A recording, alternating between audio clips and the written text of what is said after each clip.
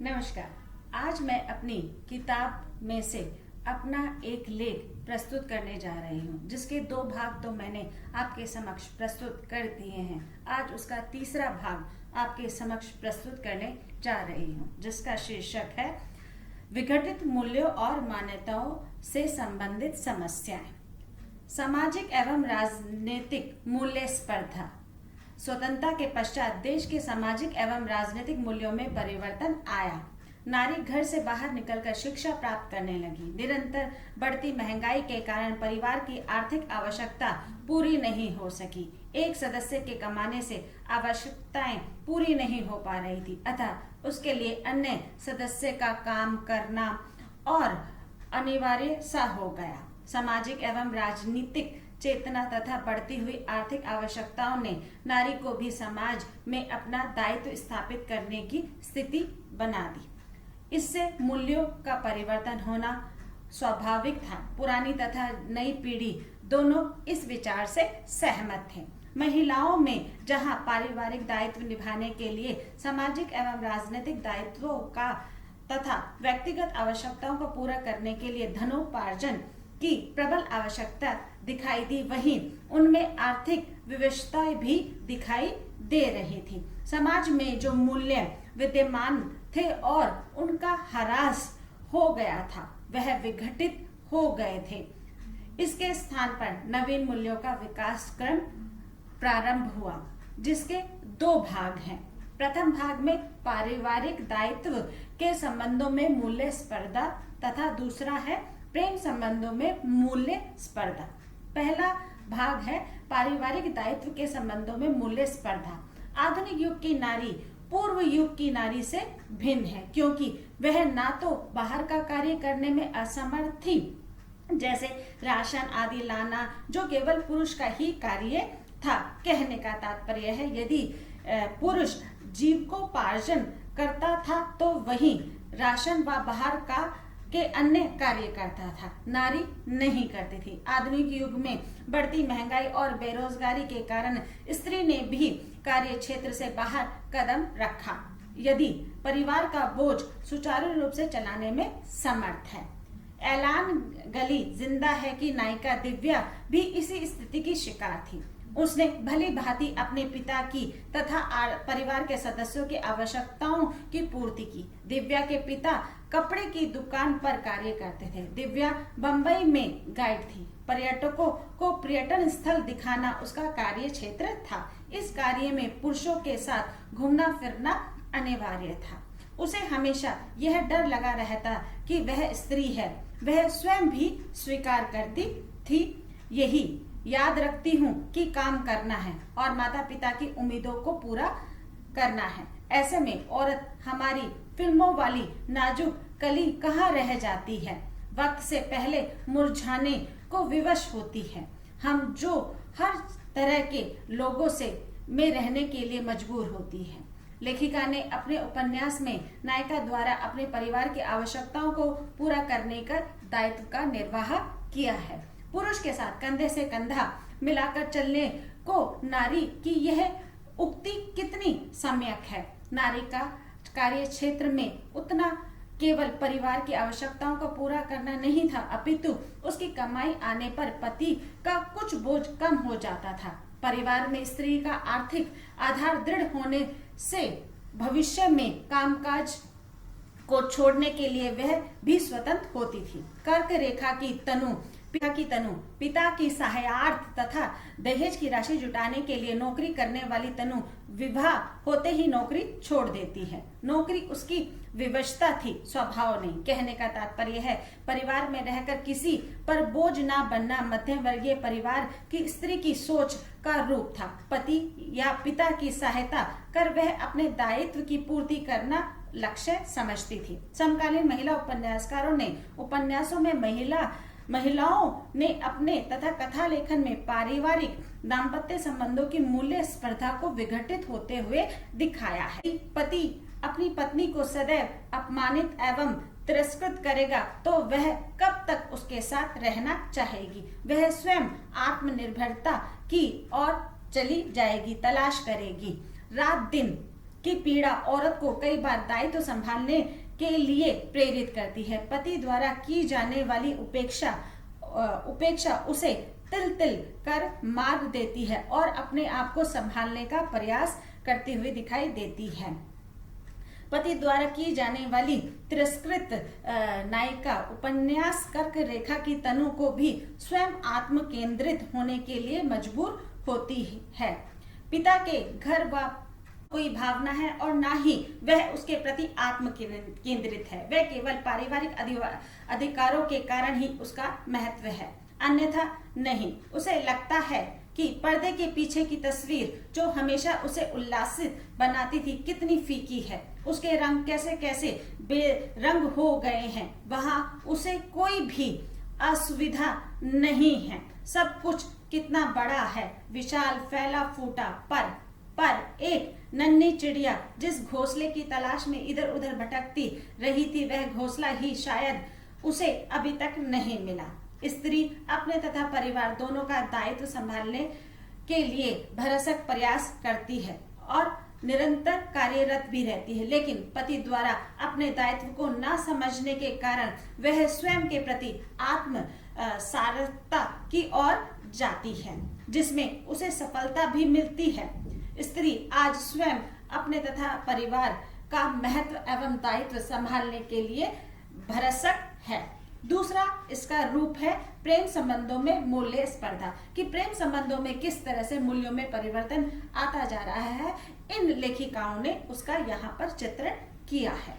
पूर्व काल में प्रेम का स्वरूप भावनापूर्ण था। आधुनिक युग में प्रेम का वह स्वरूप प्राय विलुप्त सा हो गया है। पहले प्रेम भावना से किया जाता था, परंतु अब प्रेमी लोग हृदय में नहीं मस्तिष्क से प्रेम करने लगे हैं। आधुनिक युग में प्रेम सोच समझकर अपने स्वार्थ की पूर्ति के लिए किया जाता है। प्रेमी एवं प्रेमिका संभोग की कामना से प्रेम संबंध स्थापित करते हैं। काम एक सहज वृत्ति है। हिंदी की महिला उपन्यासकारों ने अपने उपन्यासों में इन्हीं प्रेम संबंधों को उठाया है। मृदुला गर्ग ने उपन्यास चितकोबरा में इस प्रेम संबंध की स्पर्धा को सामने रखा है। एक विवाहित नारी का किसी दूसरे पुरुष के साथ प्रेम संबंध उचित नहीं। वह स्वयं कहती है, प्रेम की अनुभूति आध्यात्म का अनुभव है। एक से निस्वार्थ पूर्ण समर्पित प्रेम करने पर अहम का जो धीरे धीरे हनन होता है, वह व्यक्ति को उस बिंदु पर पहुंचा देता है जहां से बढ़कर मानव मात्र में प्रेम के आदर्श एवं तक पहुंचना, आगे बढ़ना जैसा रह जाता है। लेखिका ने नायिका के माध्यम से प्रेम संबंध की चर्चा की है। नायिका प्रेम संबंध में इस कदर बह जाती है कि उसे न समाज की चिंता होती है, न अपने परिवार की और न ही पति की। वह अपने प्रेम में निरंतर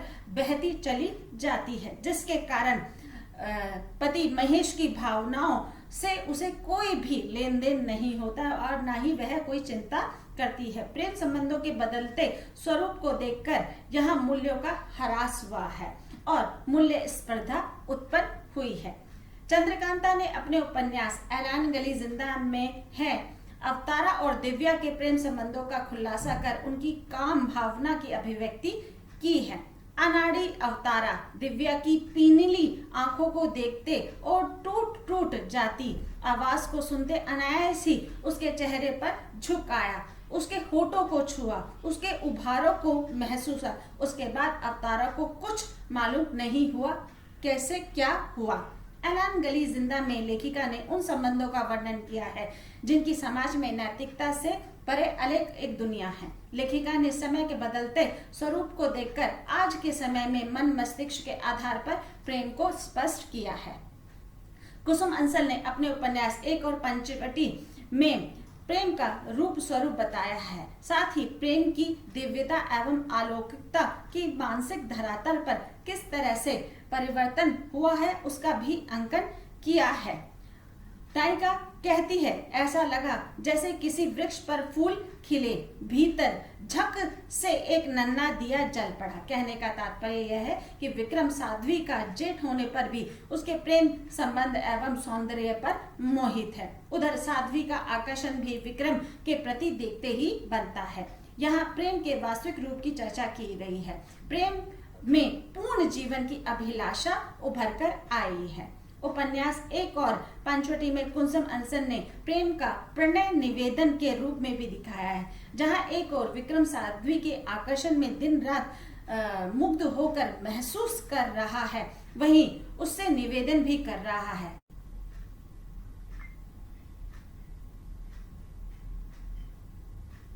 बदलते प्रेम संबंधों का आख्यान किया गया है। बदलते प्रेम संबंधों का आख्यान किया गया है। बदलते प्रेम संबंधों का आख्यान किया गया है। सिम्मी हर्षिता ने अपने उपन्यास संबंधों के किनारे में प्रेम का नया रूप अंकित किया है। इसमें पारिवारिक जीवन में बढ़ते घटते प्रेम संबंधों का चित्रण किया गया है। स्त्री का व्यक्तित्व केवल पारिवारिक जीवन के चारों ओर ही घूमता रहता है। समस्या आने पर वह संबंधों में अपने आप को उनसे परे नहीं कर पाती, नहीं हटा पाती, जिसके कारण वह परेशान रहती है। लेखिका कहती है, संसार में हर तरफ के अन्याय और गुलामी का अंत हो जाएगा, पर औरत की गुलामी और अन्याय का कभी खत्म नहीं हो सकेगी। सारी आधुनिकता और शिक्षा प्रसार के बावजूद, बल्कि ज्यों-ज्यों रोशनी बढ़ेगी, यह अंधेरा और घना होगा नए नए ढंग से। लेखिका का तात्पर्य यह है कि स्त्री चाहे कितनी भी परिपक्व हो जाए, पर पुरुष समाज में अपना अस्तित्व पाना कोई सहज रूप में संभव नहीं है। प्रेम में ये समस्याएं निरंतर उत्पन्न हो रही है। इन समस्याओं के समाधान द्वारा ही स्त्री अपना वर्चस्व स्थापित कर सकती है तथा प्रेम की पूर्णता प्राप्त कर सकती है। पाषाण युग में लेखिका मालती जोशी ने प्रेम संबंधों की चर्चा की है।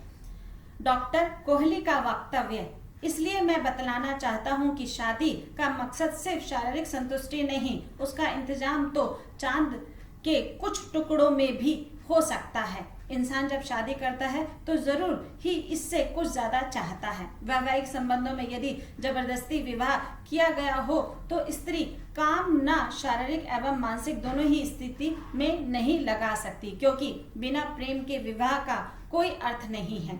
लेखिका ने उपन्यास के माध्यम से प्रेम के महत्व का रूप स्वरूप बताया है, उसका अंकन किया है। उसी प्रकार पुरुष भी स्त्री की इच्छा के बिना कोई भी प्रेम संबंध स्थापित नहीं करना चाहता।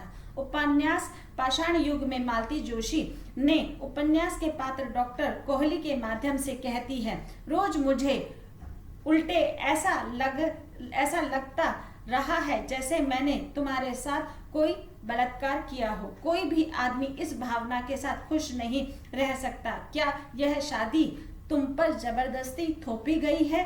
कहने का तात्पर्य यह है कि बिना प्रेम के विवाह भी एक समस्या सी हो गई है, क्योंकि वैवाहिक संबंधों में प्रेम नहीं तो जीवन सुखी नहीं हो सकता एवं सुखी व्यतीत नहीं कर सकता। शारीरिक दृष्टि से वह समझौता ही होगा। जहां अविश्वास का जन्म हो जाता है, वहां शादी भी असफल हो जाती है।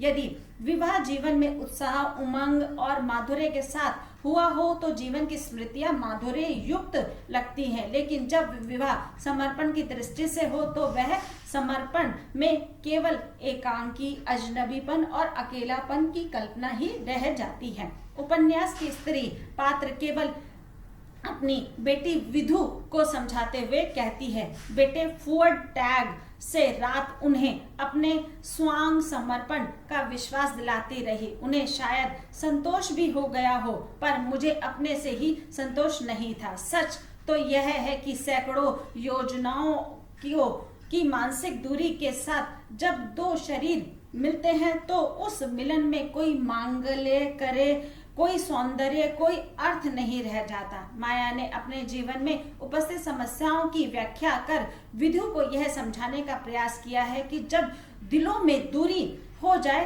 तो कोई भी रिश्ता वहां पर नहीं निभ सकता।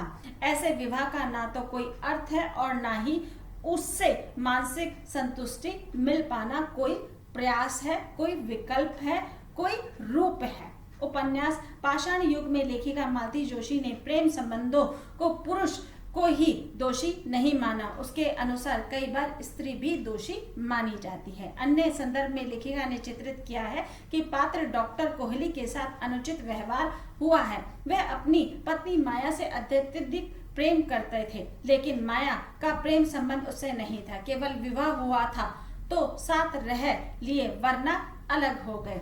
जिस विवाह में लड़ाई झगड़े उत्पन्न हो वहां सांस लेना भी दुर्भर हो जाता है। कहने का तात्पर्य यहाँ पर यह है कि इन लेखिकाओं ने अपने उपन्यासों में प्रेम के रूप को समझाने की कोशिश की है कि आधुनिक युग में प्रेम किस तरह से अपने रूप स्वरूप को बदलता चला जा रहा है। समझौता संघर्ष करने के बाद भी परिवार सफल रूप से अपना जीवन यापन नहीं कर पाता, जिसके कारण बहुत सारी कठिनाइयों का सामना करना पड़ जाता है। विवाह के तुरंत बाद ही तलाक जैसी नौबत आ जाती है और तलाक होने के बाद परिवार पूरी तरह से बिखर जाता है और बच्चे हो जाएं तो और ज्यादा परेशानी उत्पन्न हो जाती है कि बच्चे किसके पास रहेंगे, पिता के पास रहेंगे या माता के पास रहेंगे। इस तरह की दिक्कतों को महिला लेखिकाओं ने अपने उपन्यासों में दृष्टिगत किया है। धन्यवाद।